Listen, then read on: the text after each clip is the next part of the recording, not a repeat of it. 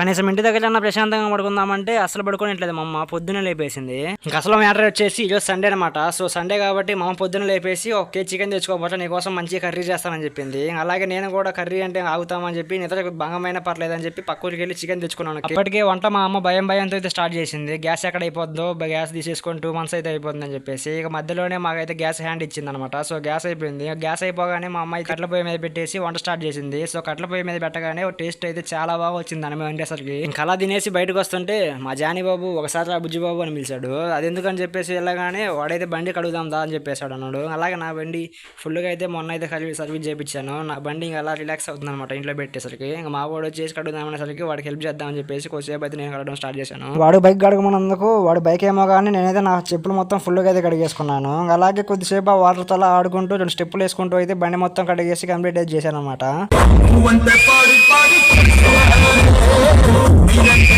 ఈ స్టెప్ ఎందుకు వేసారో మీకు తర్వాతే తెలుస్తుంది. అలాగే 1000 మంది సబ్స్క్రైబర్ల దగ్గర ఉన్నాం యూట్యూబ్లో. సో అందరూ సబ్స్క్రైబ్ చేయండి. సరే మరి ఉంటా, బాయ్.